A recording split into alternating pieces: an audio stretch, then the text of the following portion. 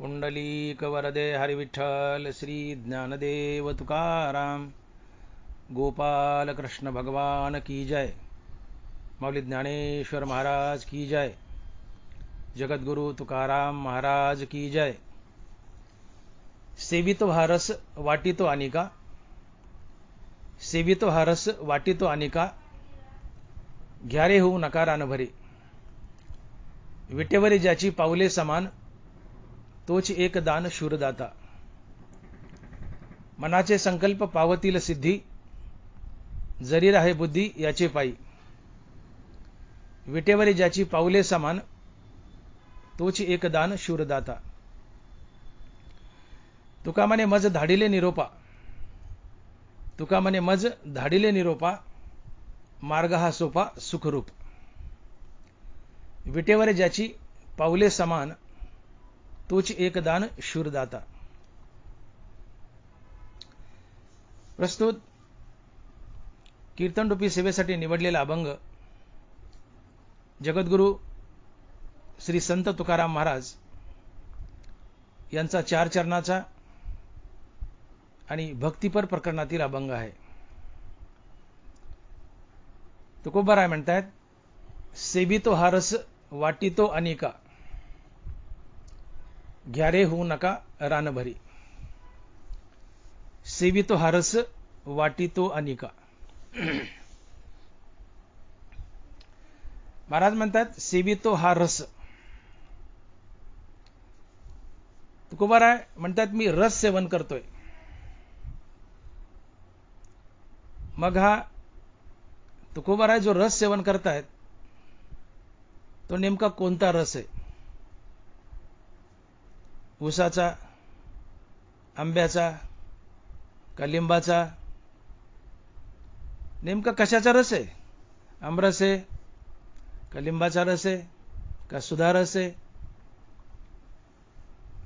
रस अनेक प्रकारचे आहेत। रस अनेक प्रकारचे आहेत।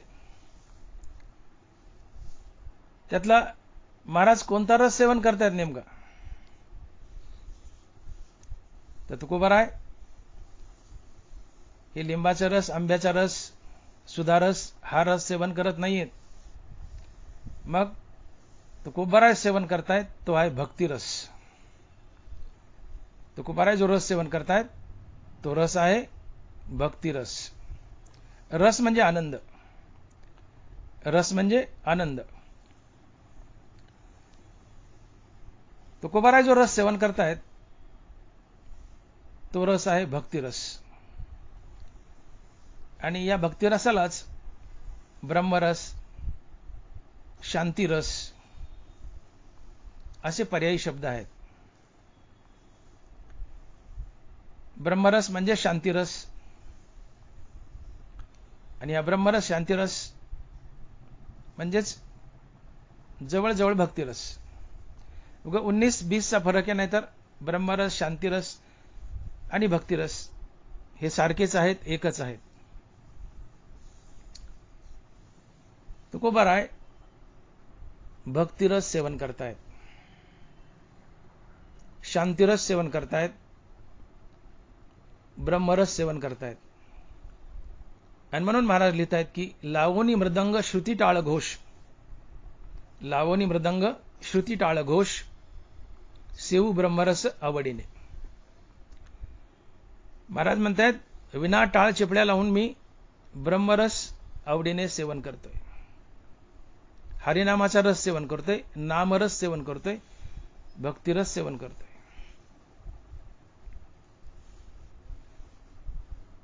हा शांतिरस हरिनामाने मिळतो।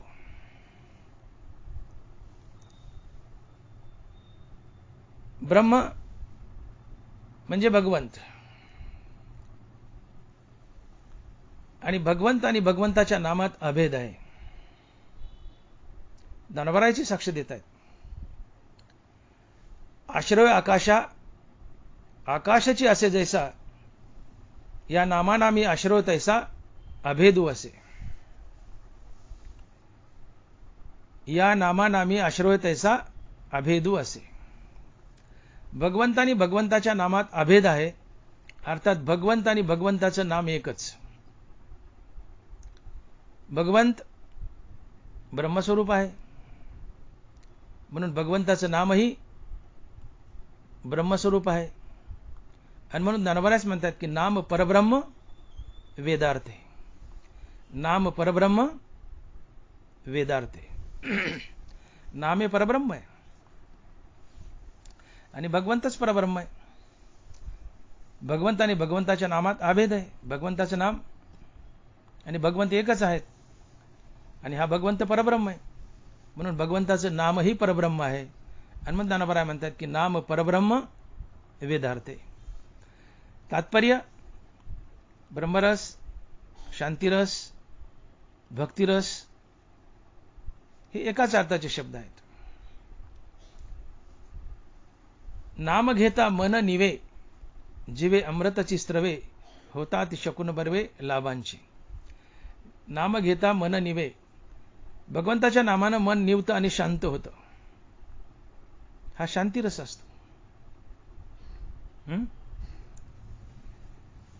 तर तुकोबाराय हा भक्तिरस सेवन करतायत.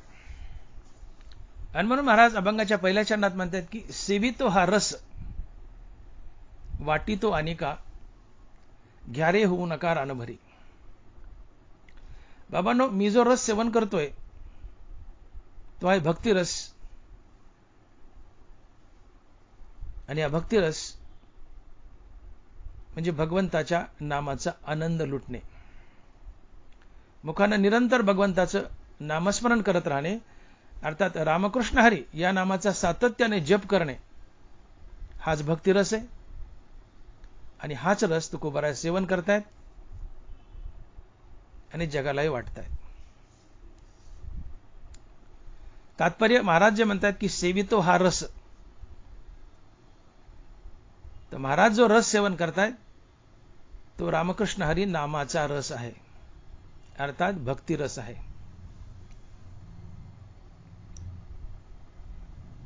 का बरं? तुकोबारायला नामरस किंवा भक्तिरसच का सेवन करावा असा वाटतोय? इतरही बरेचसे रस आहेत, ते का सेवन करावेसे वाटले नाही? शृंगार रस आहे, हास्यरस आहे, करुण रस आहे, रौद्र रस आहे, वीर रस आहे, भयानक रस आहे, बिभत्स रस आहे, अद्भुत रस आहे. ही 8 रस आहेत. त्यात ज्ञानोबारायांनी 9वा घातलाय शांतिरस, अर्थात ब्रह्मरस, अर्थात भक्तिरस. किंवा भक्तिरस ब्रह्मरस आणि शांतिरस याच्याही पुढे मांडलाय, त्याला भक्तिरस म्हटले. ब्रह्मरस आणि शांतिरस हा 9वा रस आहे. भक्तिरस त्याच्याही पुढे मांडलाय, 10वा रस आहे. पण ठीक आहे, ब्रह्मरस, शांतिरस आणि भक्तिरस आपण एकच घेऊ, एकाच अर्थाचे शब्द आहेत. इतके हे उरलेले 8 रस आहेत. तर तुकोबाराने यापैकी एखादा रस का सेवन करावा असा वाटला नाही? तुकोबाराला भक्तिरसच का सेवन करावा असा वाटला? काय विशेष आहे भक्तिरसात? इतर रसापेक्षा भक्तिरस का मोठा आहे? तर याचं कारण हे जे 8 रस आहेत, भक्तिरस सोडून उरलेले जे 8 रस आहेत, हे स्वतः सुखरूप नाही आहेत. आणि हे 8 रस म्हणजे एक प्रकारचं विशेष सेवनच होय. हे 8 रस विशेष सेवनातच मोडतात. हे सुरुवातीला मी बोललेले शृंगार वगैरे हे 8 रस स्वतः सुखरूप नाहीयेत. भक्तिरस स्वतः सुखरूप आहे. देह सादर पाहावा निश्चित, सर्व सुख येत नाम आहे. भगवंताचं पवित्र नाम हे स्वतः सुखरूप आहे. त्याला कुणाकडून सुख उसणं घ्यावं लागत नाही. पण हे पहिले सुरुवातीचे जे 8 रस आहेत, शृंगार वगैरे, हे स्वतः सुखरूप नाहीयेत. यांना कुणाकडून तरी सुख उसणं घ्यावं लागतं आणि मग समोरच्या माणसाला द्यावं लागतं. जसा चंद्र परप्रकाशित आहे, सूर्य स्वयंप्रकाशित आहे. चंद्र सूर्याकडून प्रकाश घेतो आणि पृथ्वीला देतो. म्हणून चंद्र स्वयंप्रकाशित नाहीये. चंद्राला सूर्याकडून उष्णप्रकाश घ्यावा लागतो आणि तुम्हा मला द्यावा लागतो. तसं हे सुरुवातीचे जे 8 रस आहेत, यांनाही कुणाकडून तरी सुख उष्ण घ्यावं लागतं आणि आम्हाला द्यावं लागतं, मग त्यात रस किंवा आनंद निर्माण होतो. कारण हे सुरुवातीचे 8 रस स्वतः सुखरूप नाहीयेत. आणि शिवाय हे 8 रस विषय भोगात मोडतात. बघा तुम्ही, उदाहरणार्थ शृंगार रस घ्या. रती हा शृंगार रसाचा स्थायी भाव आहे.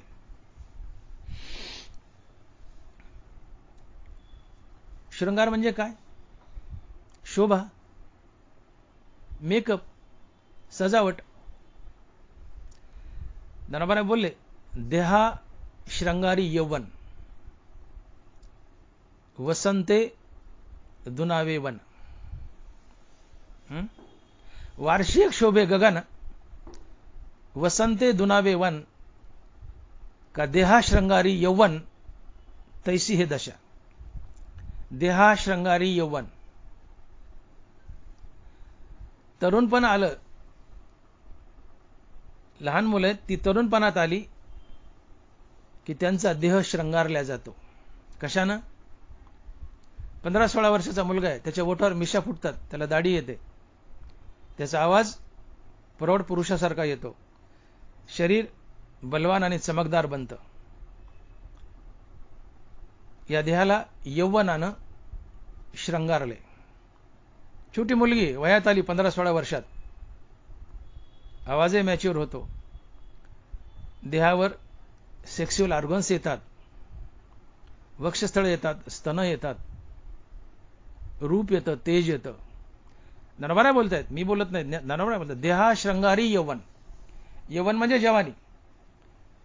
हो, तरुणपण आलं की जवानी तुमच्या शरीराला सजवते, श्रंगार करते, तुम्ही रूपवान दिसता. आणि वरून अजून काय मेकअप केला, नकली वरचा मेकअप, तर देहाला या यौवनानं अगोदरच श्रंगारले, हे लैंगिक अवयव आल्यामुळं, आणि वरून मेकअप केलाय. हा शृंगार, ही सजावट,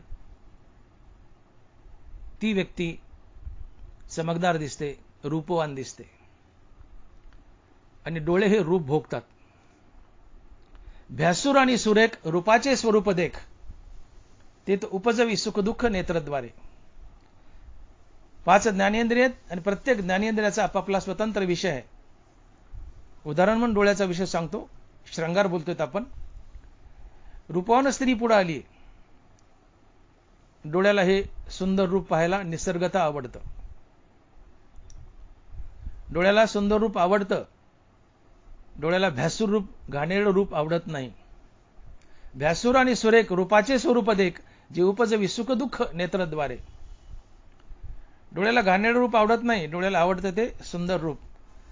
सुंदर श्रंगारलेली एखादी स्त्री समोर आली आहे, रूपवान स्त्री आली आहे पुढं, ते रूप पाहून डोळा त्या रूपावर स्थिर होतो. क्षणभर मनाची बहिर्मुख धाव थांबते, मन अंतर्मुख होतं, मनाला एक प्रसन्न अवस्था, थंड अवस्था प्राप्त होते, मन अंतर्मुख होतं, हृदयस्थ रामाला जाऊन भेटतं. मन आणि हृदयस्थ राम यांच्या भेटीतून मनाला स्थिरता लाभते आणि मनाच्या स्थिरतेतून येणारा हा अनुभव सुख असते. मनाची स्थिरता हे सुख, मनाची स्थिरता हाच आनंद. इथं श्रंगारानं तुमच्या मनाला आनंद प्राप्त करून दिलाय आणि म्हणून श्रंगाराला रस म्हणतात. पण हा श्रंगार रसानं जो तुम्हाला आनंद प्राप्त करून दिलाय, तो या रूपानं दिला नाही, या श्रंगारानं दिला नाही. या श्रंगारानं हा आनंद उष्ण घेतलाय. कुणाकडून? डोळ्यानं सुंदर रूप पाहिलं, डोळ्याने श्रंगार पाहिलाय की डोळा त्या श्रंगारावर रूपावर स्थिरावलाय. बहिर्मुख धावणार मन अंतर्मुख झालंय. मनाला एक प्रसन्न आणि शीतल अवस्था प्राप्त झाली रूप पाहिल्यामुळं. ते मन अंतर्मुख झाले, हृदयस्थ रामाला जाऊन भेटले. मन आणि हृदयस्थ राम यांच्या भेटीतून मनाला स्थिरता लाभलीये आणि मनाच्या स्थिरतेतून येणारा अनुभव हे सुख असते, आनंद असतो. तर इथं या श्रंगार रसाने आनंद दिला नाही, तर अंतर्मुख झालेल्या मनाने हृदयस्थ रामाची भेट घेतली. मन आणि हृदयस्थ राम जेव्हा एकमेकाला भेटले तेव्हा ते मन स्थिरावलंय आणि मनाचं स्थिरणं हाच आनंद असतो. अंतर्मुख मनोवृत्ती आनंदा प्रतिबिंबिती. अंतर्मुख मनोवृत्ती आनंदा प्रतिबिंबिती. सुंदर रूप पाहिल्यानं मन अंतर्मुख झाले, हृदयस्थ रामाला भेटले आणि मन आणि हृदयस्थ राम यांच्या भेटीतून मनाला स्थिरता लाभली आहे. मनाची स्थिरता हेच सुख आहे, मनाची स्थिरता हेच आनंद आहे. इथं श्रंगार रसाने आनंद दिलाय, पण तो हृदयस्थ रामापासून उसना घेतलाय. हा श्रंगार पाहत असताना डोळे स्थिरावले, मन अंतर्मुख झाले आणि अंतर्मुख झालेल्या मनाने हृदयस्थ रामापासून सुखाचा प्रभाव वाहून आणलाय आणि या श्रंगारावर मांडलाय. तेव्हा श्रंगार गोड वाटतोय, आनंददायी वाटतोय. अन्यथा श्रंगाराला स्वतःचं सुख नाही, कारण हे सगळे आठीचे आठी रस विषयात मोडतात. आणि म्हणून मी बोललो की चंद्र परप्रकाशित आहे, सूर्यापासून प्रकाश घेतो आणि पृथ्वीला देतो. तसं ही आठी विषय स्वतः सुखदायी नाहीयेत. ते अंतर्मुख झालेल्या मनापासून, अर्थात अंतर्मुख झालेलं मन हृदयस्थ रामापासून सुखाचा प्रभाव होऊन अंतन या विषयात अर्थात श्रंगारात मांडतं आणि तुम्हाला श्रंगार गोड वाटतो. हा श्रंगार तुम्हाला आनंद देतो. इथं या श्रंगारानं, या श्रंगार रसानं हृदयस्थ रामापासून सुख उसणं आणले मनाच्या मार्फत आणि तुम्हाला आनंद दिलाय. म्हणून चंद्र परप्रकाशित आहे, सूर्यापासून प्रकाश उसना घेतो. श्रंगार हा रस, उरलेले आठी रस, सगळे आठी रस सुरुवातीचे हे हृदयस्थ रामापासून उसणं सुख घेतात मनाच्या मार्फत आणि तुम्हाला आनंद देत आहेत. म्हणून हे श्रंगारादी आठी रस स्वतः सुखरूप नाहीयेत आणि ते विषयात मोडतात. रूप निहाळणं, श्रंगार निहाळणं हा विषयच आहे, डोळ्याचा विषय. आणि म्हणून जेवढे काही हे रस आहेत, श्रंगार रस, हास्य रस, समोरचा मनुष्य हसलाय, तुम्ही पाहिलंय, या हास्याचा स्थायी भाव आहे. हसणं हा स्थायी भाव आहे. तो हसते, तुम्ही पाहतायत. किंवा एखादा विनोद झालाय, एखादा विदूषक पाहिलाय, कुणी चावट जोक केलाय, तुम्हाला हसू येतं. तुमच्या कानाने ऐकले, डोळ्याने पाहिले. कानाचा तोच प्रकार आहे. देखील शब्दाची व्याप्ती, निंदा आणि स्तुती, तिथं द्वेष उपजती श्रवणाद्वारे. स्तुतीपर शब्द कानाच्या आवडीचा विषय, निंदापर शब्द कानाच्या नावडीचा विषय. एखादा स्तुतीपर शब्द कानावर पडला तर मन प्रसन्न होतं, स्थिरावतं, अंतर्मुख होतं, हृदयस्थ रामाला जाऊन भेटतं. मन आणि हृदयस्थ राम यांच्या भेटीतून मनाला स्थिरता लाभते. मनाची स्थिरता हेच सुख आहे, मनाची स्थिरता हेच आनंद आहे. म्हणून कुठलाही रस भोगताना, श्रंगारादी हे 8 रस भोगताना, मग डोळा असो, कान असो, नाक असो, जीभ असो, त्वचा असो, कुठलाही इंद्रिय ज्यावेळेस विषय भोगतोय, हे श्रंगार भोगतोय, हे सुरुवातीचे 8 रस भोगतोय, त्यावेळेस या इंद्रियाचे जे आवडीनिवडीचे विषय आहेत, जसं मी बोललो की डोळ्याला रूप आवडतं, सुरेख रूप पाहायला आवडतं, घाणेरडं रूप आवडत नाही. मग तुम्ही श्रंगार पाहिलाय, मेकअप पाहिलाय, सजावट पाहिलीये, एक तरुण सुंदर स्त्री पाहिलीये, यवनात आलेली, रूपवाने, डोळे तिच्यावर नजर टाकतायत, डोळ्याला ते रूप न्याहाळायला आवडतंय, डोळे तिच्या रूपावर स्थिरावलेत, पण तात्काळ मन थंडावलंय आणि तात्काळ अंतर्मुख झाले. अंतर्मुख होऊन हृदयस्थ रामाला भेटले. मन आणि हृदयस्थ राम यांच्या भेटीतून मनाला स्थिरता लाभली आणि मनाच्या स्थिरतेतून येणारा अनुभव हे सुख असते, आनंद असतो. आणि म्हणजे सगळे हे जे सगळे श्रंगार, हास्य, करुण, रौद्र, वीर, भयानक, बिबिस आणि शांत सोडून बिबिस आणि अद्भुत, हे 8 रस स्वतः सुखरूप नाहीयेत हृदयस्थरामापासून सुख उसणं आणतात मनाच्या मार्फत आणि समोरच्या माणसाला क्षणभर आनंद देतात, क्षणभर, कायमचा नाही. कारण हे आठी रस विषयात मोडतात. श्रंगार भोगला म्हणजे विषयच भोगला, रूपच भोगलं डोळ्याने. हास्य ऐकलं किंवा काही विनोद ऐकला म्हणजे कानाने स्तुतीपर शब्द किंवा आवडीचा विषय भोगलाय. कुणी एखादा चांगला विनोद केला, कानाला चांगला शब्द आवडतो, वाईट शब्द आवडत नाही. स्तुतीपर शब्द कानाच्या आवडीचा विषय, निंदापर शब्द कानाच्या नावडीचा विषय.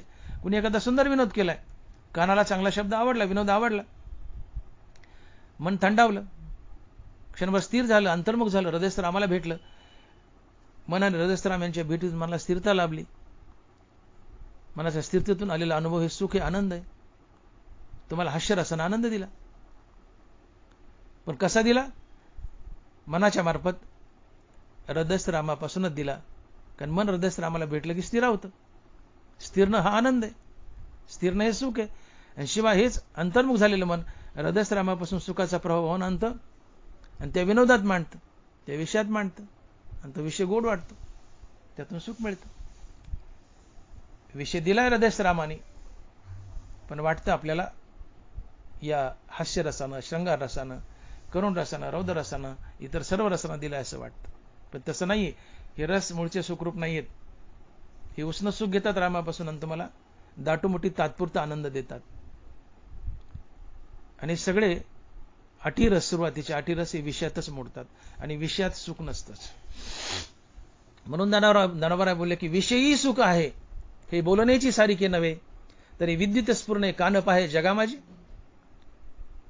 विजेच्या प्रकाशावर जसा व्यवहार करता येत नाही.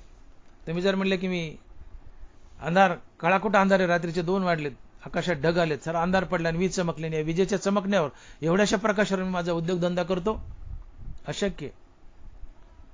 वीज जशी क्षणिक आहे तसे विषयातलं सुख आहे क्षणिक आहे. विजेचा प्रकाश क्षणिक आहे तसे विषयातलं सुखही क्षणिक आहे. आणि तेही हृदयस्थरामापासून उष्ण आणलंय, हे विषयानं दिलेलं नसतंय. कारण इच्छित विषय प्राप्त होणे आणि मनाची अंतर्मुखता साधणे या दोन्ही गोष्टी एकदाच घडतात. आणि अंतर्मुख झालेलं मन हृदयस्थरामाला भेटतं आणि हृदयस्थरामापासून सुखाचा प्रभाव वाहून आणतं आणि विषयात मांडतं. इथे 2 प्रकारे सुख मिळतं कोणताही विषय भोगताना. इच्छित विषय प्राप्त होणे आणि मनाची अंतर्मुखता साधणे या दोन्ही गोष्टी एकदाच घडतात. मग इच्छित विषय प्राप्त झालाय, सडनली मन अंतर्मुख झाले, हृदयस्थरामाला जाऊन भेटले. मन आणि हृदयस्थराम यांच्या भेटीतून मनाला स्थिरता लाभली. मनाच्या स्थिरतेतून येणारा अनुभव हे सुख आहे, हेच आनंद आहे. एक प्रकारे सुख मिळालं. सुख मिळण्याचं दुसरं कारण हेच विषय भोगताना अंतर्मुख झालेलं मन हृदयस्थरामाला जाऊन भेटतं, हृदयस्थरामापासून सुखाचा प्रभाव वाहून आणतं आणि विषयात मांडतं आणि विषयाला गोडी आणतं. अशा प्रकारे 2 प्रकारे तुम्हाला सुख मिळतं. इथं तुम्हाला विषयाने सुख दिलंच नाही. सुख कुणी दिलंय? हृदयस्थरामानं. एक लाईटची डीपी आहे मोठी, करंट गच्च भरली, घरात बल्ब आहे मोठा 200 पॉवरचा, वायर आहे, मीटर आहे, बोर्डर, फ्यूज आहे, सगळी फिटिंग व्यवस्थित आहे. आता बोर्डावर फ्यूज टाकले आणि बटन दाबले की बल्ब लागतो. पण बोर्डावरचं फ्यूज काढा किंवा बटन बंद करा, बल्ब बंद होतो. का? डीपीतला करंट आणि बल्ब यांना जोडणारा सांधा तो फ्यूज असतो. तसं विषय सेवन करताना मन अंतर्मुख होतं, हृदयस्थरामाला भेटतं आणि हृदयस्थरामापासून, कारण हृदयस्थराम सुखरूप आहे, फक्त हृदयस्थराम सुखरूप आहे. मग विषय सेवन करताना मन अंतर्मुख होतं, हृदयस्थरामाला भेटतं आणि हेच मन हृदयस्थरामापासून सुखाचा प्रभाव वाहून आणतं आणि विषयात मांडतं आणि विषयाला गोडी आणतं. विषय मूळचे सुखरूप नसतात. तिथं डीपीतला करंट आणि बल्ब यांना जोडणारा सांधा बोर्डावरचं फ्यूज आहे. तसं इथं सुखाची रामरूप डीपी हृदयात उभी आहे आणि विषय या दोघांना जोडणारा सांधा मन आहे. मन हे फ्यूज किंवा किटकॅटचं काम करतं. तुम्हाला इच्छित विषय प्राप्त होणं आणि अचानक मनाची अंतर्मुखता साधणं दोन्ही गोष्टी एकदाच घडतात आणि अंतर्मुख झालेलं मन हृदयस्थरामापासून सुखाचा प्रभाव वाहून आणतं आणि विषयात मांडतं आणि विषयाला गोडी येते. विषय मूळचे गोड नसतात. कोणताही विषय, विषय म्हणजे ज्ञानेंद्रियाचे विषय, कोणताही विषय मूळचा गोड नसतोच.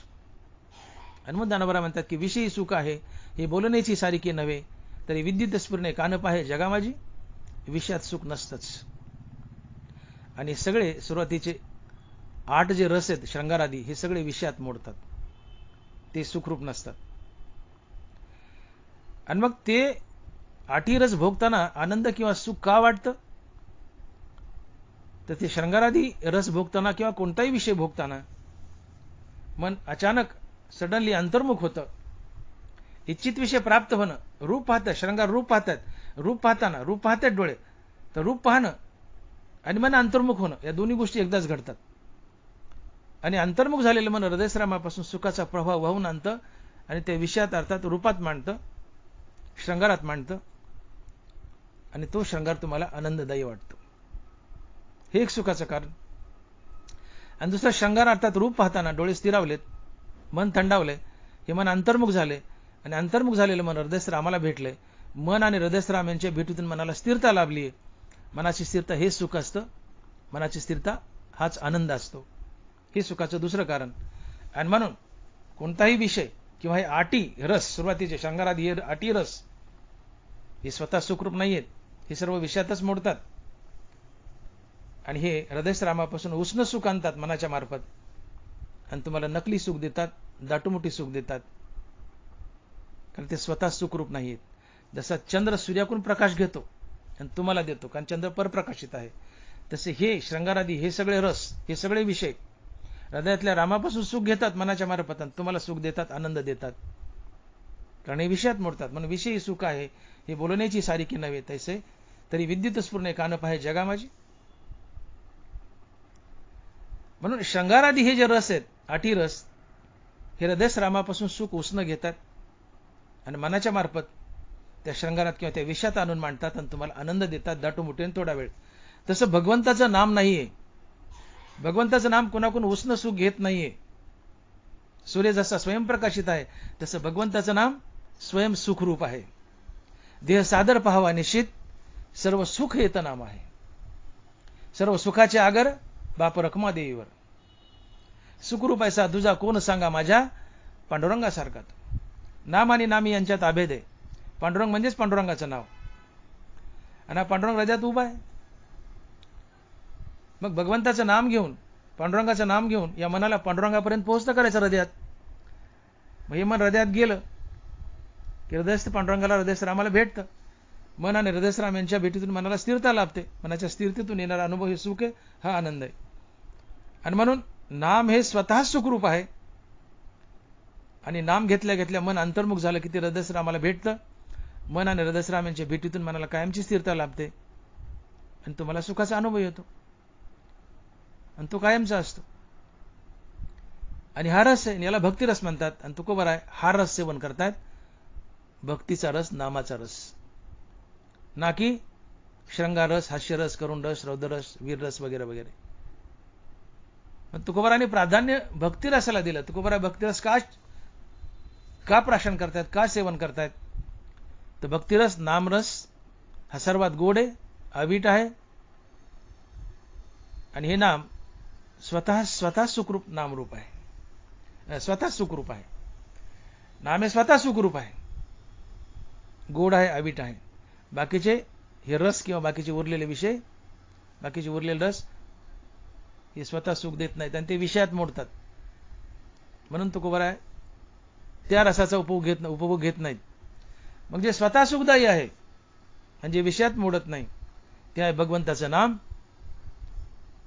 आणि हे अवीट आहे, गोड आहे, आणि असा हा सर्वात मधुर भक्तीचा रस तुकोबारा सेवन करतायत. इतर बाकीचे शृंगारादी रस नाही.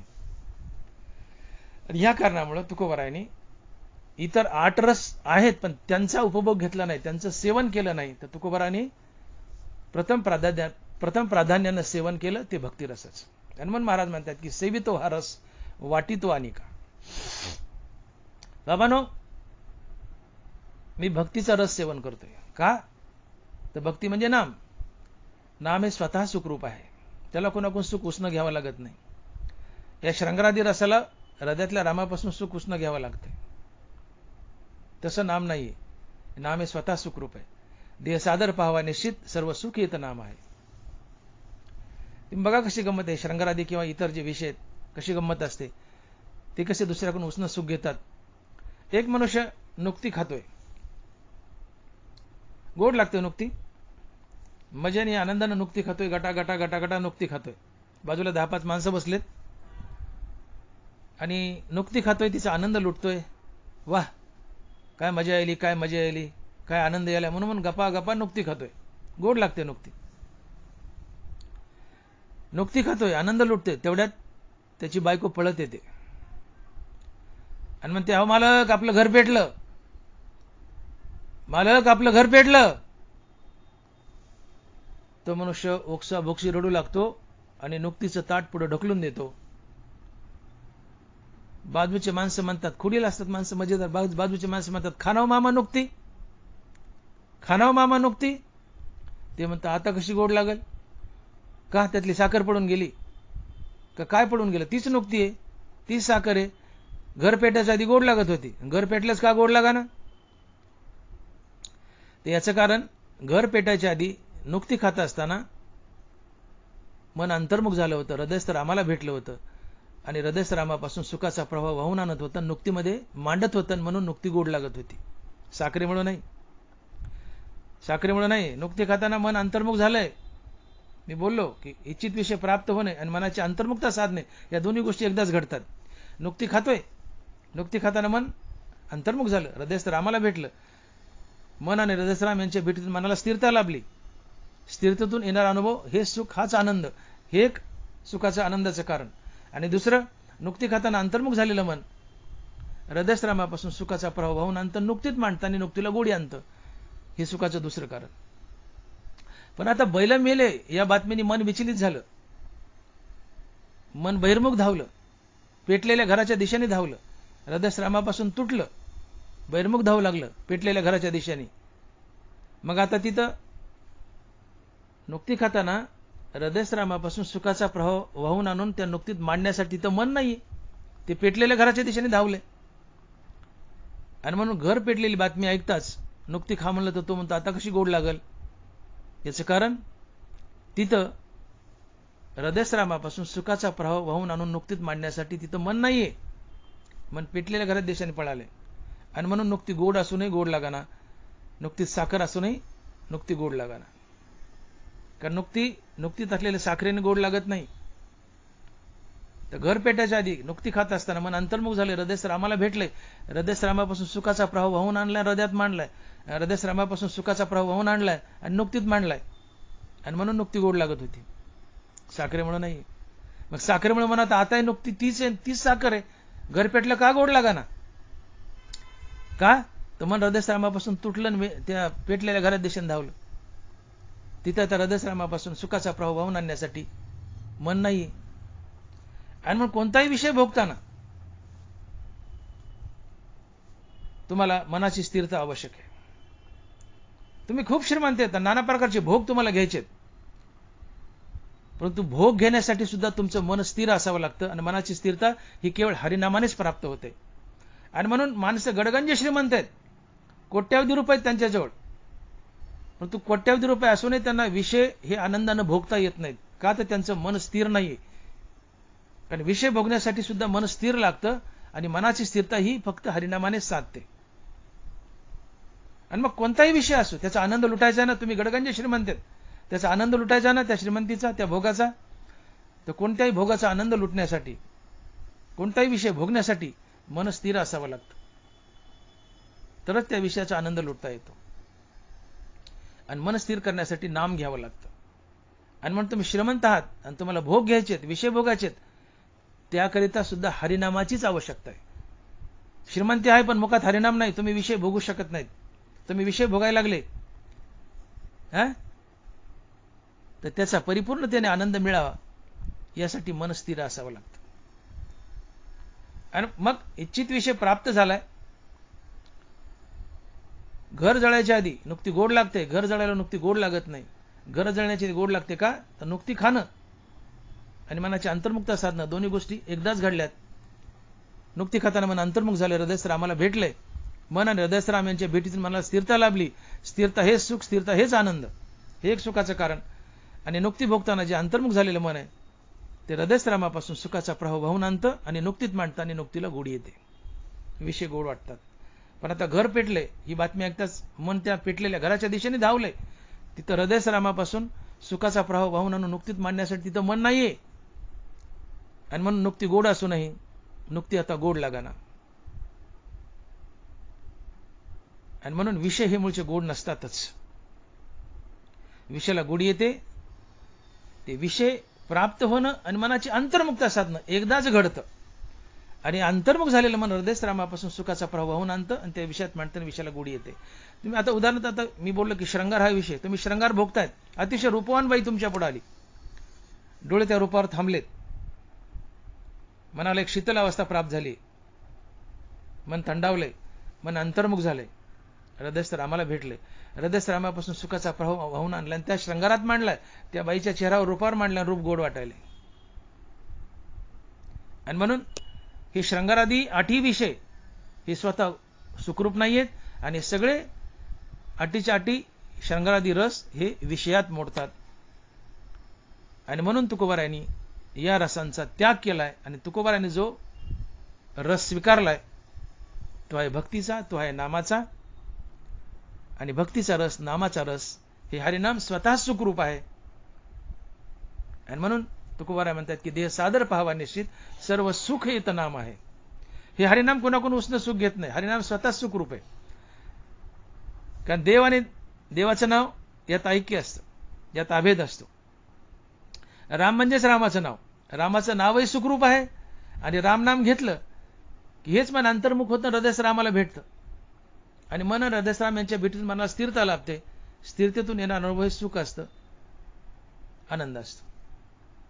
आणि म्हणून नाम दुहेरी तुम्हाला सुख देतं, दुहेरी आनंद देतं. आणि म्हणून जे स्वतः आनंदित आहे त्याला कोणाचा आधार घ्यावा लागत नाही आनंद मिळवण्यासाठी. असं नाम ही भक्ती आहे. आणि या भक्तीचा रस तुकोबाराय सेवन करतायत आणि अख्ख्या जगालाही वाटतायत. आणि म्हणून महाराज म्हणतायत की सेवितो हा रस वाटितो अनिका, सेवितो रस वाटितो अनिका. तुका म्हणे खातो आनंदाचे लाडू, घ्या रे चरफडू नका तुम्ही. तुका म्हणे खातो आनंदाचे लाडू, मी आनंदाचे लाडू खातोय, मी हरिनाम भोगतोय. विटे ऐसे सुख नवे भक्ती रस, पुढता पुढती आस सेवावी. हे अवीट आहे, अतिशय गोड आहे, पुन्हा पुन्हा सेवन करावं वाटतं आणि स्वतः सुखदायी आहे. सुखासाठी त्याला कोणाकडे हात पसरावा लागत नाहीत. हरिनाम स्वतः सुखदायी आहे. हरिनामाला सुख मागण्यासाठी कुणाच्या दारात जावं लागत नाही, का हरिनाम स्वतः सुखरूप आहे. देह सादर पाहावा निश्चित, सर्व सुख येत नाम आहे. आणि मग सर्व रसात भारी रस आहे तो भक्ती रस आहे. शांतीच्या घरा अद्भुत आला पाहुणेरा, तिथ एराही रसा झाला मानू. शांतीच्या रसा अद्भुत आला पाहुणेरा, तिथ एराही रसा पांती करा झाला मानू. ननवर आहे. शांती रसात, ब्रह्मरसात, भक्ती रसात या इतर सर्वच रसाचा समावेश होतो. शांती रसात, ब्रह्मरसात हे इतर रस गौण आहेत, शून्य आहेत. आणि मग या सर्व रसात भारी रस जर कोणता असेल तर तो आहे भक्तिरस. आणि असा भक्तिरस या विश्वात सर्वात महान आहे, सर्वात मोठा आहे. हे बाकीचे श्रंगारादी रस या भक्तिरसापुढे अतिशय किरकोळ आहेत. आणि म्हणून महाराज म्हणतायत की बाकीचे रस, श्रंगारादी रस मी बाजूला टाकून दिले आणि एकाच रसाचं सेवन करतोय, तो आहे भगवंताचं पवित्र नाम रामकृष्ण हरी. यालाच भक्तिरस म्हणतायत. आणि महाराज म्हणतायत की सेवितो हा रस वाटितो अनिका, घ्यारे होऊ नका रानवरी.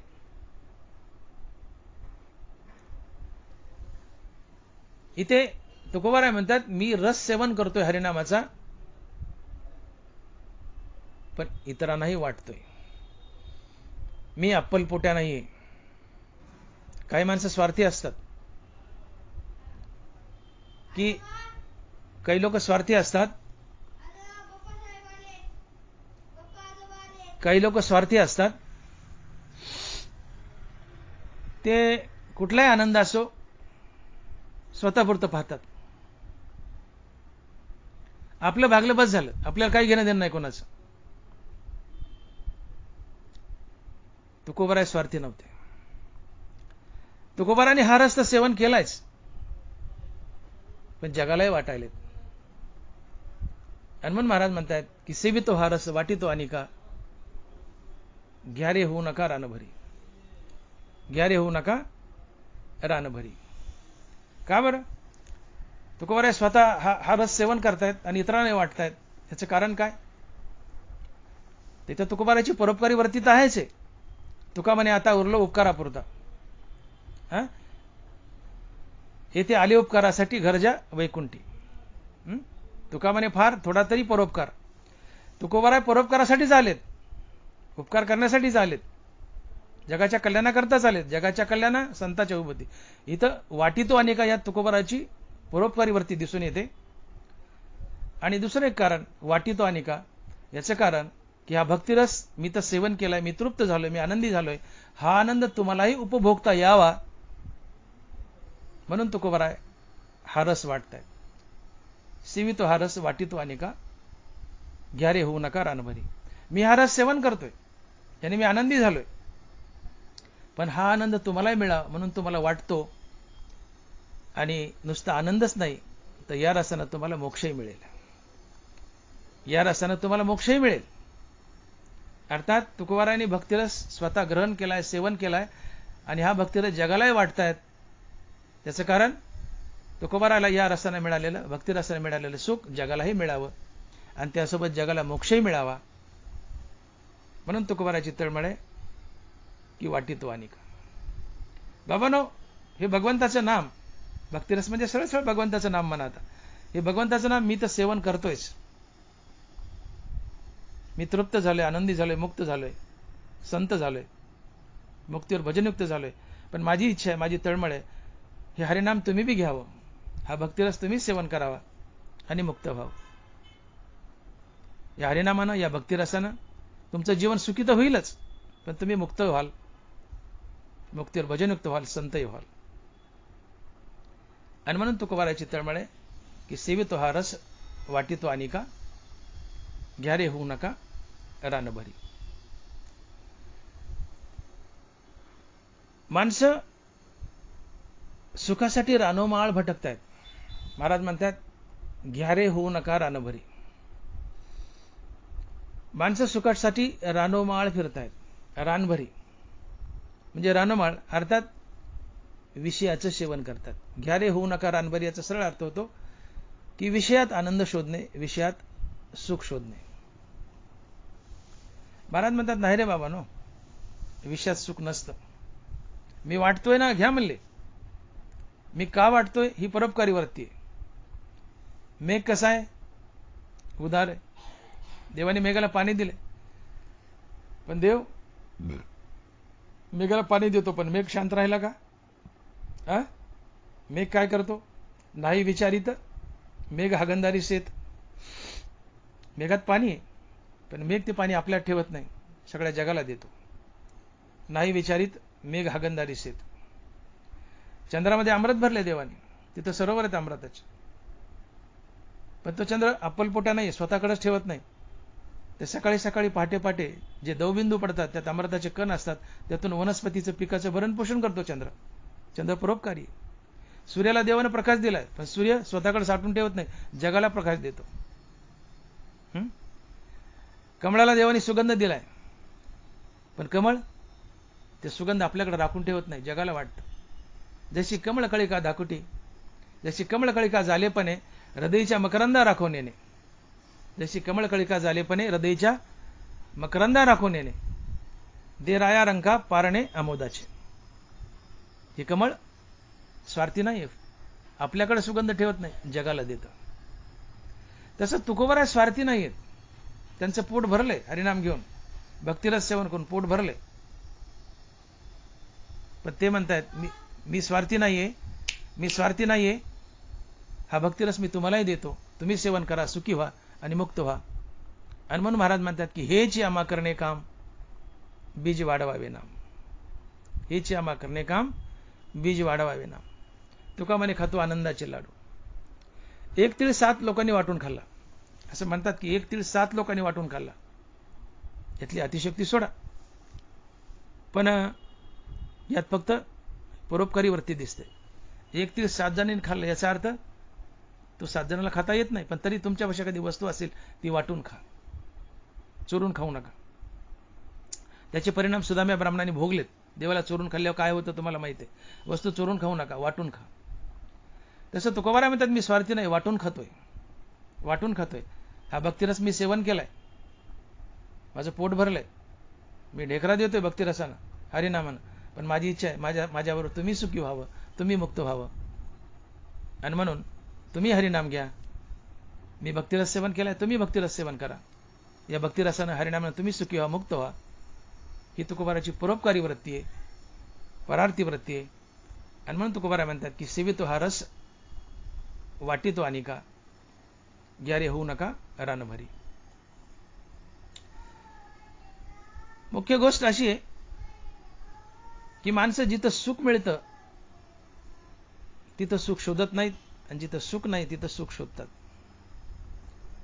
एक म्हातारी गोदाडा शिवत होती आणि तिची सुई गोदाडा शिवताना वसरीवर हरपली आणि ती चौकात शोधू लागली. आता सुई हरपली वसरीवर, शोधते चौकात, सापडेल का? नाही. सुई हरपली वसरीवर, शोधते चौकात, सुई मिळायची नाही.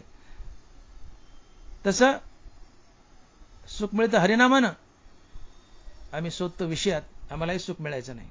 म्हातारी जागा चुकली, आम्ही म्हातारीसारखी जागा चुकतो. सुख फक्त हरिनामानं मिळतं. मग हरिनाम घ्या, तुम्ही सुखी व्हाल.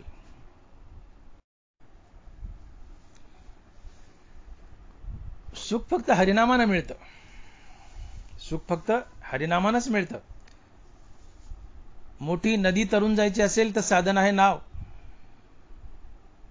तसं सुख हवं असेल तर साधन आहे फक्त आणि फक्त हरिनाम. सुख फक्त हरिनामाजवळच नांदतं. या जगात सुखाची जागा एक आणि सुखाचं स्वरूप एक, आणि ते आहे आत्मस्वरूप. सुख फक्त आत्मस्वरूपात नांदतं, जगात नाही.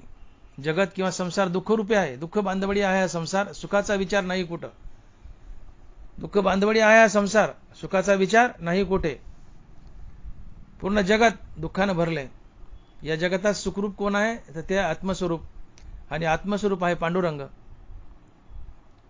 आणि म्हणून या जगतात फक्त पांडुरंग आणि पांडुरंगाचं नाव सुखरूप आहे, उरलेलं जगत दुःखरूप आहे. आणि म्हणून तुकोबाराय म्हणतात की सुखरूप आहे साधूजा कोण सांगा माझ्या पांडुरंगासारखं. या जगात फक्त पांडुरंग आणि पांडुरंगाचं नाव सुखरूप आहे, उरलेलं जगत दुःखरूप आहे. आणि म्हणून तुकोबाराय म्हणतात की माझ्या सुखाचं कारण काय. तुकोबाराय, नामदेवराय, टोकाची गरिबी, टोकाची दारिद्र्यता. त्यांना गरीब किंवा दारिद्र्य म्हणता येत नाही, कारण नामदेवरायांनी ज्या गारगुटी हातात घेतल्या ती प्रत्येक गारगुट परीस बनतो. तुकोबारायांनी त्या एका माणसाला शिवबा कासाराकडे पाठवलं, त्या माणसाने लोखंडाच्या पासा दिल्या, त्या पासा सोनं झालं. यांना गरीब कसं म्हणावं. जगात सर्वात श्रीमंत कोण आहे तर तुकोबाराय, ज्ञानोबाराय, नामदेवराय, नाथमाराय हे संत आहेत. सगळ्या श्रीमंत आहेत. पण लौकिक दृष्ट्या वास्तविक पाहता घरात हाल अपेष्टा होत्या, गरिबी होती, दारिद्र्य होतं. अशा फाटक्या अवस्थेत, फाटक्या कपड्यात, त्यांच्या धोत्राला गाठी मारल्या, त्या गाठी किती धोत्राला हे मोजता येणार नाहीत, इतकी गरिबी. अशा फाटक्या कपड्यात, फाटक्या धोत्रात तुकोबाराय म्हणतात मी सर्वात सुखी आहे, मी अफाट सुखी आहे. फाटक्या कपड्यात भंडाऱ्या डोंगरावर अफाट सुखात जगणारे तुकोबाराय आपल्या सुखाचं कारण सांगतात आणि म्हणतात आम्ही तेने सुखी, म्हणा विठ्ठल विठ्ठल मुखी. आम्ही तेने सुखी, म्हणा विठ्ठल विठ्ठल मुखी. बाबांनो, माझ्या सुखाचं कारण काय माहितीये का? फक्त विठ्ठल नाम, म्हणा विठ्ठल विठ्ठल मुखी. तुम्ही विठ्ठल विठ्ठल म्हणा, तुम्ही सुखी व्हाल. कारण देह सादर पाहावा निश्चित सर्व सुख येत नाम आहे. नाम हे मूळचं सुखरूप आहे. त्याला कोणाकोण उष्ण सुख आणावं लागत नाही. नाम मूळचं सुखरूप आहे. नाम घेतलं की सुख लाभलंच. दिवस उगवला आणि उजडलं नाही असं कधीच होत नाही. आणि नाम घेतलंय आणि सुख झालं नाही, आनंद झाला नाही असं कधी होतच नाही. सूर्य उगवला उजेड पडणारच. नाम घेतलं सुख मिळणारच. कारण सुख हे नाम हे स्वतः सुखरूप आहे. नाम हे स्वतः सुखरूप आहे. देह सादर पाहावा निश्चित सर्व सुख येथ नाम आहे. नाम हे सुखरूप आहे मूळतः. सर्व सुखाच्या आगर बाप रुक्मा देवीवर. आणि मन महाराज म्हणतात की रामरसाचे चवी आनरस रुचती केवी. रामरसाचे चवी आनरस रुचती केवी. तुम्ही आम्ही आमच्या जीवाला विचारावं की हे जीवा, आजपर्यंत अनादिकालापासून जेव्हा तू इथं आलायस, हे जीवा तू अनंत योनीत फिरत आलायस. प्रत्येक योनीत काही ना काही खात आलास. आज मनुष्य योनीत आहेस. त्या मागच्या अनंत योनी आणि हा मनुष्य जन्म काही ना काही खातोयस. यात तुला सर्वात गोड काय लागलं? तर आमच्या मनानं म्हणावं की मला सगळ्यात गोड रामनाम लागलं. सगळ्यात गोड मला रामनाम लागलं. म्हणून तुकोबाराय म्हणतात की रामरसाचे चवी आनरस रुचती केवी. रामरसाचे चवी आनरस रुचती केवी. तुका म्हणे खातो आनंदाचे लाडू. याला म्हणायचं रामरसाचे चवी आनरस रुचती केवी. तुका म्हणे खातो आनंदाचे लाडू. अरे रामरसापुढे बाकीच्या रसाची काय किंमत आहे? हे आमरसन, लिंबूरसन, सुधारस आहे, फडतूस रस आहे. सर्व रसात महान आणि गोड काय असेल तर रामरस आहे, रामनाम आहे. रस म्हणजेच आनंद. आता आपल्याकडे प्रकार पडलेत. आपण रस करतो, आंब्याचा रस केला, तो गोड लागतो. खरं त्या पातळ पदार्थाला रस म्हणत नाहीत. त्या पातळ पदार्थातून मिळणारा जो आनंद आहे त्याला रस म्हणतात. आंब्याचा रस केला, त्या आंब्याच्या रसात जे पाणी आहे, आंब्याचा रस जो आहे, त्या रसातून जी गोडी आनंद मिळतो, ते पातळ पाणी आंब्याचं ते रस नसते. ते आंब्याचं पातळ पाणी खाल्ल्यानंतर जे आनंद मिळतो तो रस असतो. कारण रस म्हणजे आनंद. लिंबाचं पाणी म्हणजे लिंबू रस नव्हे. ते गोड लिंबू रस पिल्यानंतर त्यातून जो मिळणारा आनंद आहे तो रस असतो. पण आपल्याकडे प्रथा पडली, पातळ पदार्थ गोड असतात, ते आनंद देतात म्हणून पातळ पदार्थालाच आम्ही म्हणतो रस.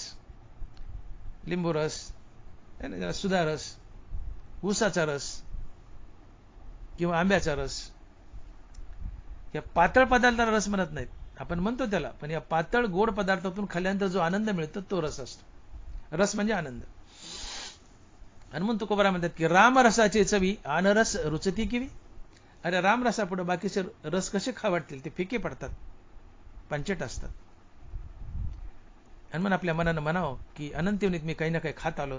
मनुष्य योनी ते खातोय, तर मनुष्य योनी मला सर्वात किंवा आजपर्यंतच्या प्रत्येक योनी जे खाल्ले आणि या मनुष्य योनीत मी जे खातोय या सगळ्यात मला रामरस गोड वाटतो. हनुमान महाराज म्हणतात की सेवितो हा रस वाटितो अनेक. तर महाराज कोणता रस सेवन करतायत? तर रामरस.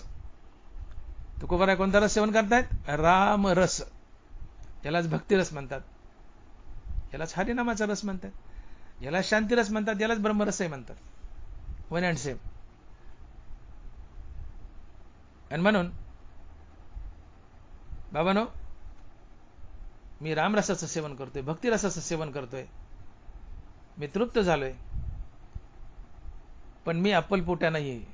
तुकोबाराय म्हणतात मी अप्पलपोट्या नाहीये, मी स्वार्थी नाहीये. मी वैकुंठातून आलोय ते केवळ तुमच्यावर उपकार करण्यासाठी. तुका म्हणे आता उरलो उपकारापुरता. येथे उपकारासाठी आले घर ज्या वैकुंठी. आम्ही आलोयत बाबा वैकुंठाहून, आम्ही वैकुंठवासी आलो याच कारणाशी. बोलिले जे ऋषी साच भावे वर्तावया. मी वैकुंठाहून आलोय, माझं घर वैकुंठात आहे, मी आलोय वैकुंठातून. कशाला? तर मलाही भक्तिरस सेवन करायचं आहे. भक्तिरस सेवन करून त्या भक्तिरसाचा आनंद लुटायचा आहे आणि तुम्हालाही भक्तिरस वाटायचा आहे आणि तुम्हाला आनंदी करायचे, तुम्हाला आनंदी करायचे आणि त्यासोबत मुक्तही करायचे. म्हणून मी हा रामरस स्वतः सेवन करतोय आणि तुम्हालाही वाटतोय. हनुमान महाराज म्हणतात की हेची आम्हा करणे काम, बीज वाढवावे नाम. हेची आम्हा करणे काम, बीज वाढवावे नाम. तुकोबारा म्हणतात, माझ्या अवतार कार्यात जी जी मला कार्य करायची, वाढाव्या सुख, भक्तिभाव, धर्म, कुळाचार, नाम विठोबाचे. इथं उद्धार आले जड जीवा. तुकोबारा म्हणतात, मला माझ्या अवतार कार्यात जे जे काही कार्य करायचे त्यातलं प्रमुख कार्य हरिनामाचा प्रसार. हरिनामाचा प्रसार. कारण हरिनामानं समाजात सुख वाढतं, भक्तिभाव वाढतो, कुळाचार वाढतो. हरिनामानं मोक्ष मिळतो. या अनेक कारणासाठी मला हरिनामाचा प्रसार करायचा आहे. समाजात धर्म स्थापित करायचा, सुख शांती स्थापित करायची, ती हरिनामाने होते. समाजात सुख वाढायचं, आनंद वाढायचा, ते हरिनामानं होतं. समाजात कुळाचार वाढायचा, ते हरिनामानं होतं. जडजीवाचा उद्धार करायचा आहे, हरिनामानं होतं. अर्थात मला समाजाला मोक्ष मिळवून द्यायचा आहे, ते हरिनामानं होतं. आणि म्हणून मला हरिनामाचा प्रसार करायचा आहे. हरिनाम हे बीज आहे. हरिनाम रूपी बीज लावलं तर त्यापासून धर्माचा वृक्ष तयार होतो आणि त्याला नीती, माणुसकी, इमानदारीची फळे लागतात. जेव्हा समाजात धर्म आणतात, नीतिमूल्य आणतात, तेव्हा तो समाज सुखी होतो. हरिनामाचा प्रसार हे माझं प्रमुख कार्य आहे. मी हरिनाम सेवन करतोय, भक्तिरस सेवन करतो, म्हणजे मी हरिनाम सेवन करतोय आणि इतरांनाही वाटतोय. इतरांना वाटण्यात परोपकारी वृत्ती असते, मोठेपणा असतो. मांडियाड करून खाऊ नये, दार उघडं ठेवून खाऊ नये. आपल्याकडे फॅशन वाढली, दार बंद करून आपल्या कुटुंबियासोबत जेवढं चोरून खाता येईल तेवढं माणसं चोरून खायलेत. हे चुकीचं आहे. जुन्या काळी मनुष्य दार उघडं ठेवून जेवायचा. का? दारात कुत्रा आलं, भाकरी टाकता येते, परोपकार झाला, पुण्य लाभलं. कोणी वाटसर आला, भिकारी आला, त्याला जेवायला या म्हणता येतं, पंक्तीला जेवायला घेतलं, पुण्य लागतं. धनिक माणसं, पहिली पारमार्थिक माणसं पंक्तीला कुणीतरी घेऊनच जेवायची, एकटे जेवतच नव्हते, कोणाला तरी जीव घालायचेच. पण आता जेवताना आपल्याला कुणी पाहू नये, पहिले दार उघडं ठेवून जेवायचे, कोणाला तरी सोबत घेऊन जेवायचे. पण आता जेवताना आपल्याला कुणी पाहू नये याची मनुष्य जास्त काळजी घ्यायला, दार बंद करून जेवायलाय, चोरून जेवायलाय, मांडी आड करून जेवायलाय. त्याच्यामुळे मन बी पडली, आपलंच पण मांडी आड करून खावं, आपलंच पण मांडी आड करून खावं. ही मन चांगली नाही, ही मन चांगली नाही. खाण्यापिण्याच्या बाबतीत, इतर बाबतीत असू दे ती कसली, पण खाण्याच्या बाबतीत चांगले नाही. आपलंच आहे पण उघडं करून खावं, मांडी आड करून खाऊ नये, दोष लागतो. वाटल्यानं आनंद द्विगुणित होतो.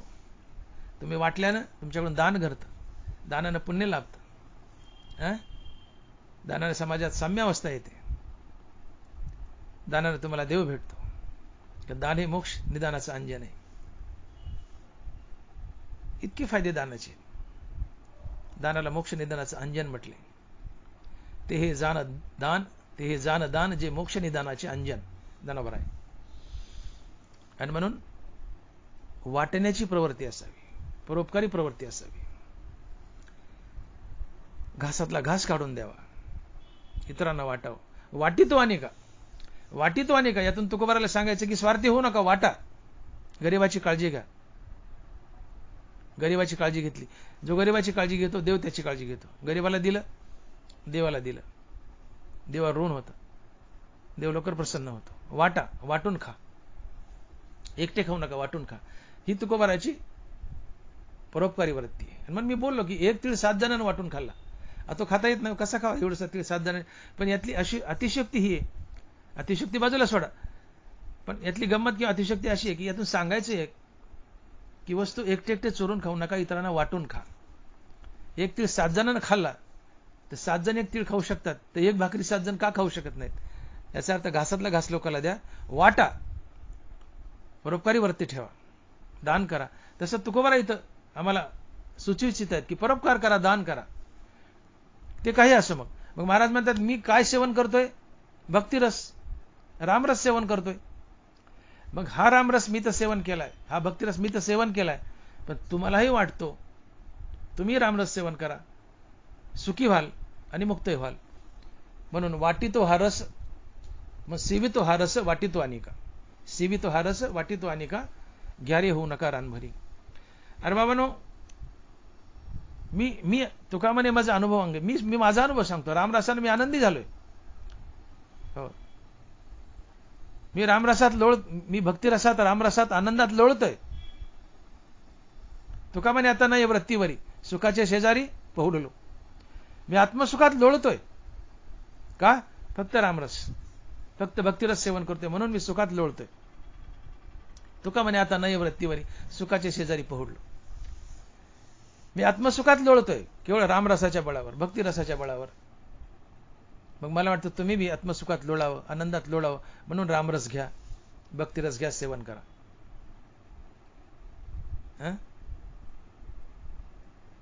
ही तुकोबारायाची इथं परोपकारी वृत्ती दिसते.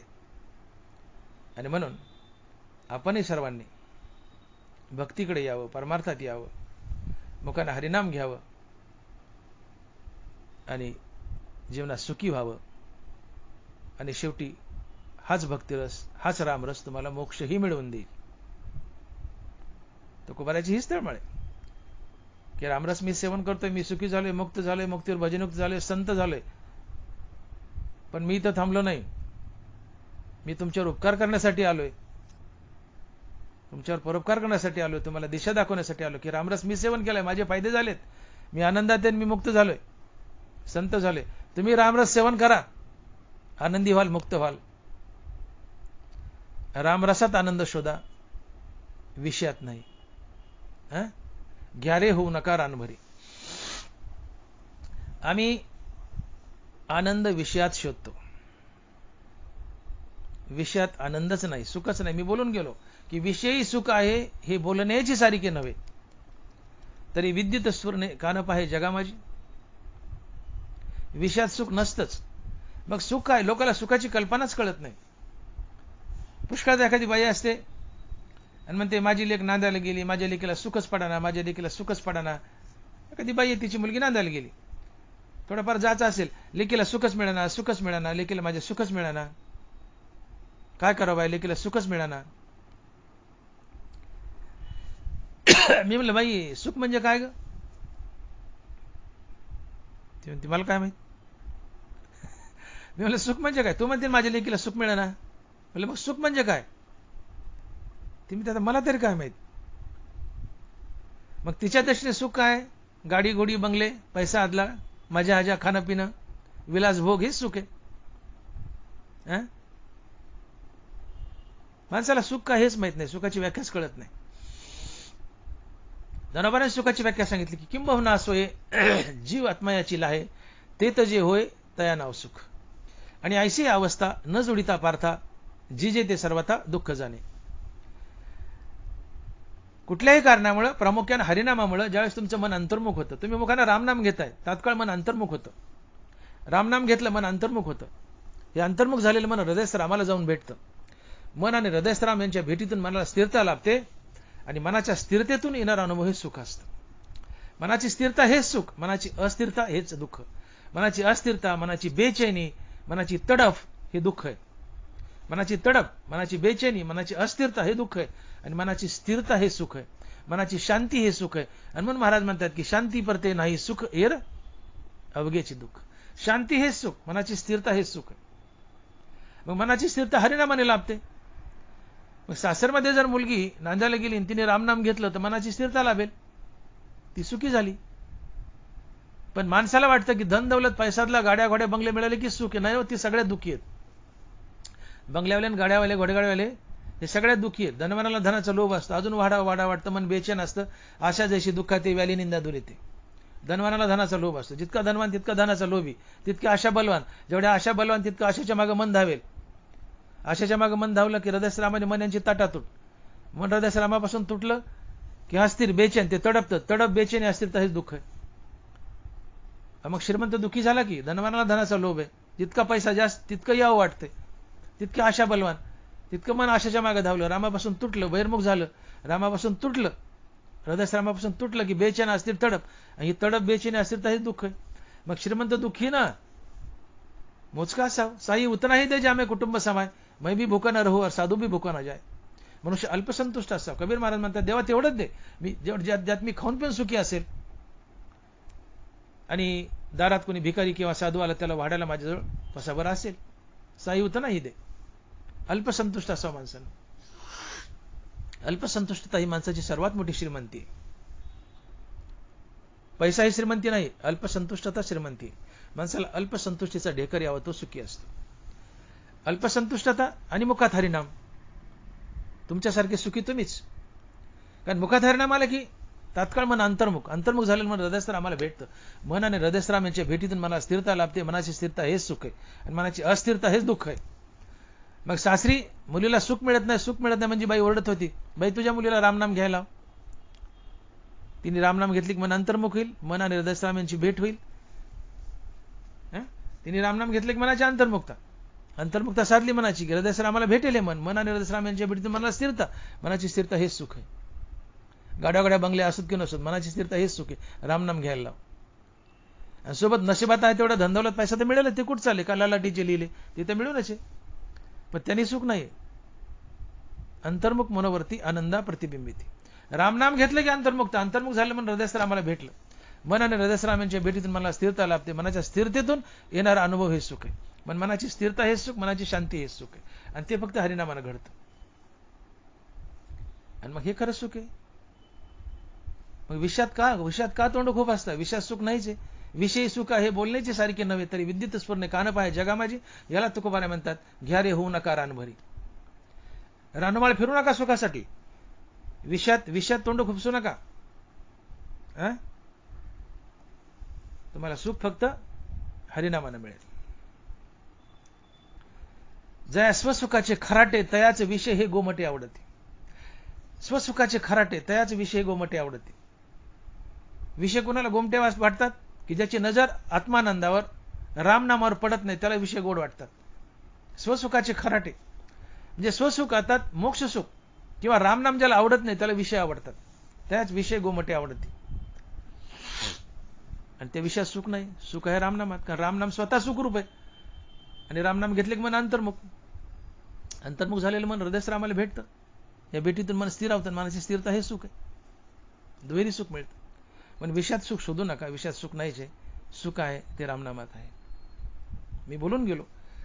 जसं दिवाळीला केलेले पदार्थ हे मूळचे गोड नसतात, त्यात टाकलेल्या साखरेमुळे गोडी येते, तसा विषयही मूळचा गोड नसतो.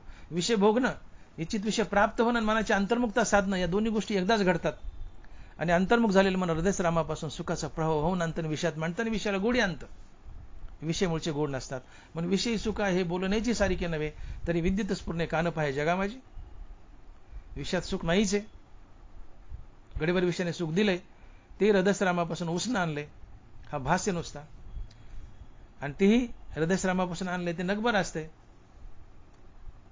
अंतर्मुक्ता साधली की मन स्थिरावलं, हृदयस्थ रामाला भेटलं. विषय भोगताना अंतर्मुक्ता साधली, मन हृदयस्थ रामाला भेटले, स्थिरावले. पण गडीभर स्थिरावले. कारण इच्छा कंटाळवाने असतात. मन हा विषय बोलला की नवीन इच्छा, की इच्छेच्या मागे मन धावतं. इच्छेच्या मागे मन धावलं की तो विषय लवकर मिळत नाही. तो पण मन आणि हृदयस्थ रामांची ताटातूट. जो पण ताटातूट तो पण ते बेचैन असतील. अस्थिरता बेचैनी ही तडप हे दुःख आहे. म्हणून बेचैनी अस्थिरता खूप वेळ आहे, पण अंतर्मुक्ता नगभर आहे.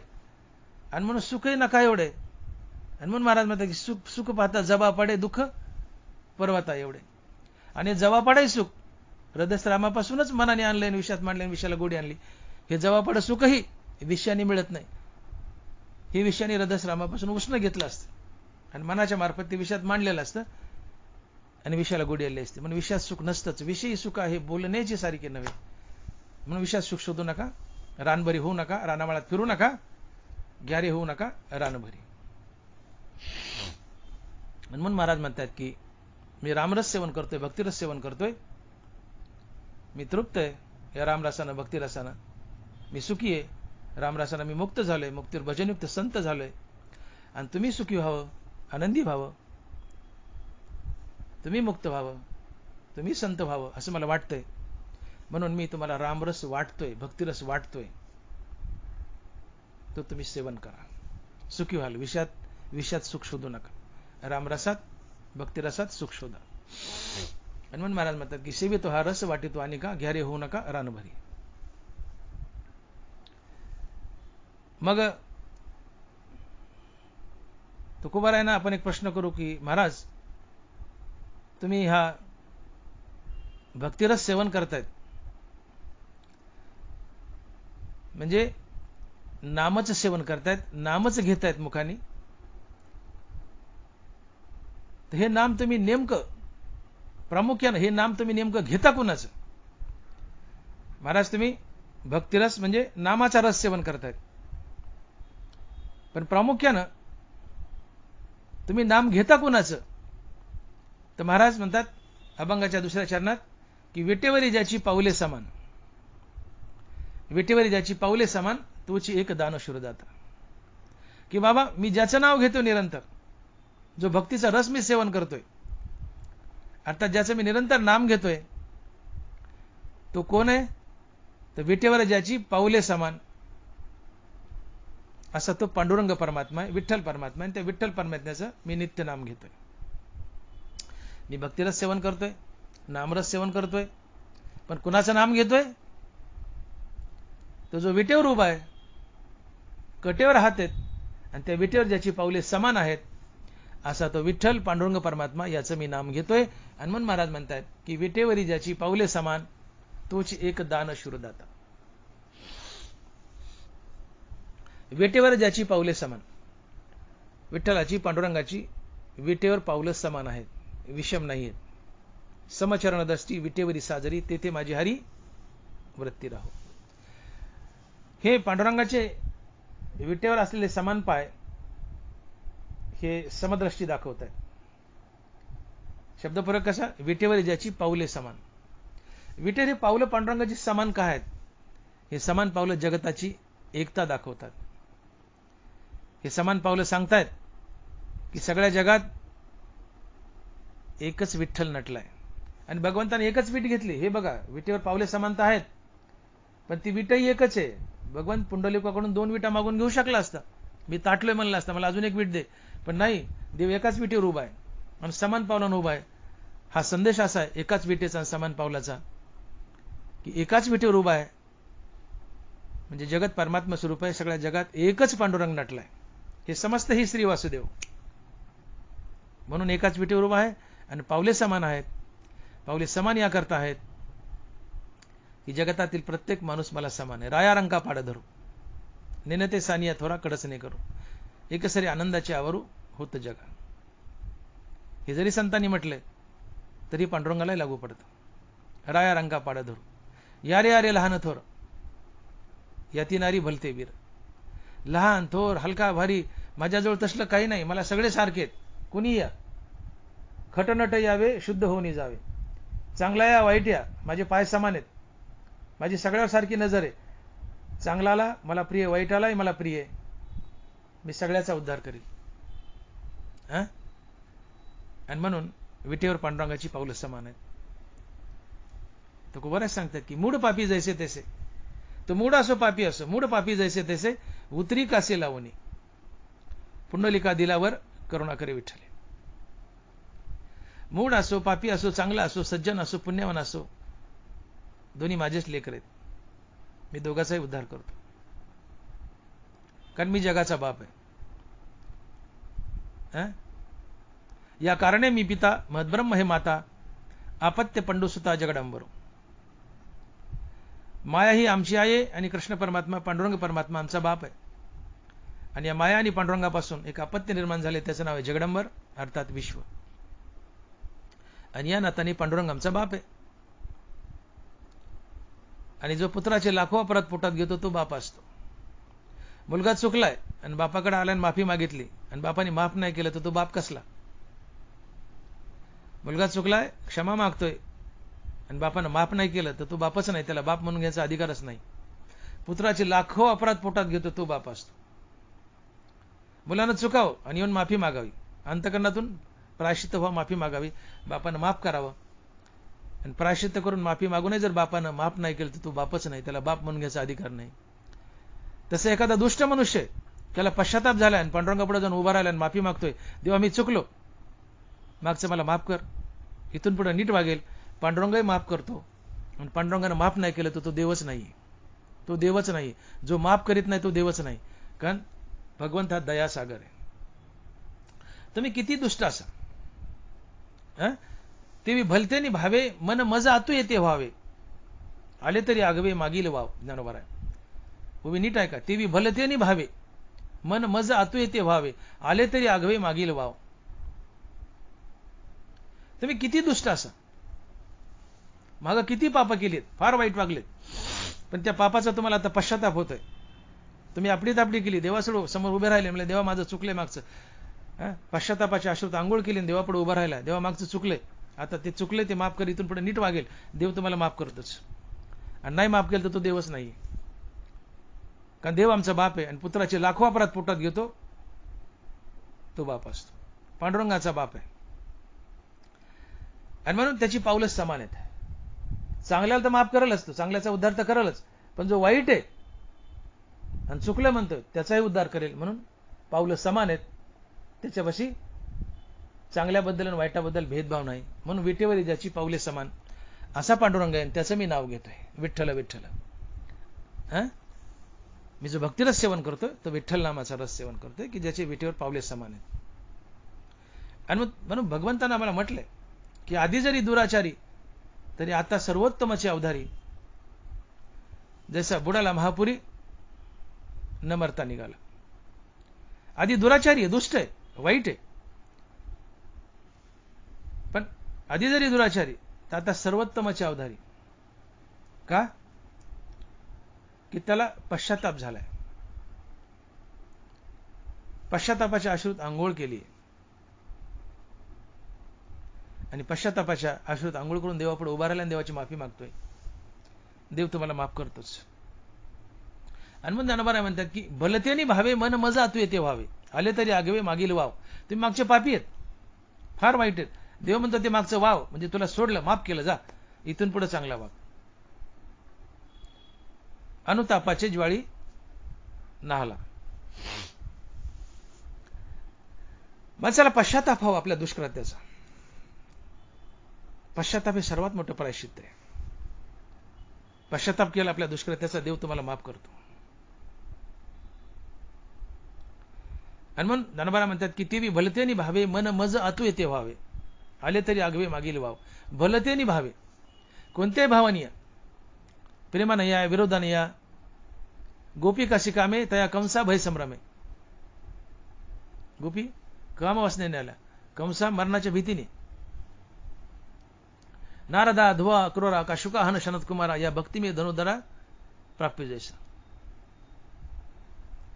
पण पारता पाही प्रवेश आहे माझ्या ठाई उपायाचे नाही वाणीचे येत. तुम्ही भक्तीने या किंवा विरोधाने या, कसे या, पण मला शरण या, मी तुमचा उद्धार करेल. तेवी कवने के मिसे चित्त माझ्या ठाई प्रवेश इतुले हो मग अपेसे मी होणे असे. कारण काय असो तुमचं चित्त भगवंतात प्रवेश करून राहावं. कंसाने आयुष्यभर देवाला मारायचा प्रयत्न केला, शिशुपालाने शिव्या दिल्या, रावणाने वैर बांधलं, भगवंताची पत्नी पळवली. हे सगळे लोक वैरभावानं देवाला शरण गेले. वैर बांधलं आणि वैर बांधलं म्हणजे सातत्यानं त्यांचं चित्त पांडुरंगाशी, कृष्णाशी जडून होतं. कृष्णाला मारायचे, कंस कृष्णाला मारायचे. काय झालं? चित्त सातत्यानं कंसाशी जडले. शिशुपालाला शिव्या द्यायच्यात, शिशुपाल शिव्या देतोय भगवंताला, सारख्या शिव्या देतोय, चित्त कृष्णाशी जडले. रामाला मारायचे, रामाला मारायचे, रावणाचं चित्त रामाशी जडलं. मग हेच ज्ञानोबा म्हणतात की भगवंत म्हणतात की कवने के मिसे चित्त माझ्या ठाई प्रवेश इतुली हो अपेसे मग मी होणे असे. म्हणून भलती जाती जन्मावे भजी जे का विरोधावे भक्त का वैरी व्हावे माझी याची. तुम्ही कुणी असा म्हणले, भक्ती करायची माझी करा, वैर करायचं माझं करा, प्रेम करायचं माझ्यावर करा, शिवाय द्यायच्या मला द्या, मी तुमचा उद्धारच करेल. का? तर कोणत्या का निमित्ताने होईना, प्रेम भक्ती असो की विरोधी भक्ती असो, कोणत्या का निमित्ताने होईना, वैर करून का होईना किंवा प्रेमानं का होईना, तुमचं चित्त माझ्याशी जडून राहो हा मतलब आहे. आणि मग तुमचं चित्त कोणत्या का कारणाने होईना माझ्याशी जडलं की ते चित्त चैतन्य होतं आणि तुम्ही देव होता, मुक्त होता. म्हणून कवणे की मिसे चित्त माझ्या ठाई प्रवेश इतुले हो अपेसे मग मी होणे असे. मग प्रेम भक्तीने असो की विरोध भक्तीने असो, वैराने असो, कशाने असो, चित्त देवाशी जडावं. तुम्ही देव झाले. आणि म्हणून देव आमचा बाप आहे, देव उदार आहे. ते भलतेनी भावे, इथे शब्द वापरले, भलतेनी भावे, कोणताही भाव असू द्या, प्रेम भक्ती किंवा विरोध भाव, भलतेनी भावे मन मजा आतू येते व्हावे, आले तरी आगवे मागील वाव. कोणत्या का भावाने, प्रेमानं विरोधानं कोणत्या भावाने या, पण झालेल्या गोष्टीचा पश्चाताप करा, तिथून पुढे नीट वागा. देव म्हणतो मी मागचं माफ करतो, आले तरी आगवे मागील वाव, मागचं माफ करतो, इथून पुढे नीट वागा, पश्चाताप होऊ द्या. आणि मग दुष्टांनाही देव माफ करतो, कारण सज्जन आणि दुष्ट दोघेही देवाचीच मुलं आहेत. आणि बाप किंवा आईबाप आपल्या दुष्ट आणि चांगल्या दोन्ही मुलावर सारखंच प्रेम करतात. चांगल्या मुलाचं तर चांगलं व्हावं, पण वाईटाचंही चांगलं व्हावं ही कळकळ असते बापाची. आणि देव आमचा बाप या नात्याने चांगल्याचं चांगलं तर करायचंच त्याला, पण वाईटाचंही चांगलं व्हावं म्हणून देव उदार आहे. आणि त्याचे पाय सम आहेत. समचरणादृष्टी विटेवरी साजरी किंवा विटेवरी ज्याची पाऊले समान. का? चांगला आहे त्याचाच आहे, वाईट आहे त्याचाच आहे. चांगले वाईट दोन्ही देवाचेच आहेत, दोन्ही देवाचे लेकर आहेत. वाईटाचा आणि चांगल्याचा दोघांचा देव बाप आहे. बापाला दोन्ही प्रिय आहेत, दोघांचा उद्धार करायचा, ही समानता दाखवायची. आणि म्हणून विटेवरी ज्याची पाऊले समान, तोची एक दानशूर दाता. असा विटेवर उभा असलेला विठ्ठल ज्याची पावले समान आहेत, मी त्याचं नामचिंतन करतो. आणि या जगतात विश्वात तोच एक दानशूर दाता आहे, बाकी कुणी नाही. अहो म्हणले कर्णाने फार मोठं दान केलंय, कवच कुंडल दिली, तो काय साधा दानी होता का, महादानी होता. दधीची ऋषीने आपले हाडं दिले इंद्राला, त्या राक्षसाला मारण्यासाठी, स्वतःचा जीव दिला. तो काय साधा महादानी आहे का, साधा महादानी आहे का. कर्ण झालं, दधीच झालं, आपले हाडं काढून द्यायचे, चेष्टा काय. कुठल्या त्या राक्षसाला मारण्यासाठी इंद्र गेला आणि दधीची ऋषीची हाडच आणली, दिले दधीशीने, कापला अंकरकर्ण, हाडं दिले, त्या राक्षसाला मारलं. आता आपला जीव दिलाय, साधं दान आहे का. कर्णाने कवच कुंडल दिले, साधं दान आहे का. पण तरीही भगवंताच्या दानापुढं, अवधार्यापुढं हे दानं फिके पडतात. देव अशी छोटी मोठी दानं तर देऊ शकतो, पण देवाचं दान काय आहे की तुझे अवधार्य जाणो स्वतंत्र, देता न मनशी पात्रा पात्र, कैवल्यासे पवित्र वैर्यही दिदले. कैवल्यासे पवित्र वैर्यही दिदले. अरे देवा तुझं उदारपणा काय सांगू म्हणले. कंस, शिशुपाल, रावण तुझे वैरी होते, तुला मारायला टपले होते, पण या वैरालाही तू सडळ हाताने दान दिलंस. काय? मोक्ष. वैराला सडळ हाताने मोक्षाचं दान दिलंस. तुझे अवधार्य जाणो स्वतंत्र, देता न मनसी पात्रा पात्र, कैवल्यासे पवित्र वैर्यही दिदले. देवा तू दुश्मनालाही मोक्ष देतोस, तर तुझ्या भक्ताला का देणार नाही. आणि म्हणून तो सगळ्यात मोठा दानशूर बी आहे आणि त्याचे पावलं समान आहेत. नारदा, ध्रुवा, अक्रूरा, शुका आणि सनत कुमार हे भक्तिभावाने आले, त्यांना तर मोक्ष दिला, त्यांचा उद्धार केला. पण शिशुपाल, रावण आणि कंस दुश्मन होऊन शरण आले किंवा दुश्मनी केली, त्यांनाही तू मोक्ष दिलायस. भक्ताला मोक्ष, दुश्मनाला मोक्ष. मग तुझ्यापेक्षा कोण मोठा दानी आहे देवा. आणि तुझे पावलं समान आहेत, तुझ्यात भेदभाव नाहीये. चांगले वाईट तुझ्या नजरे सारखेच आहेत, म्हणून तुझे पावले समान आहेत. आणि तू सर्वात मोठा महादानी आहेस का. तू मोक्ष दुश्मनाला देतो. भक्ताला देईल, पण दुश्मनाला कोण मोक्ष देईल. जो देवालाच मारायला लागला त्याला देव मोक्ष देतो. पुतण्याला मोक्ष दिला, ती मारायला टपली होती. मग देवाचं अवधार्य काय वेगळं आहे.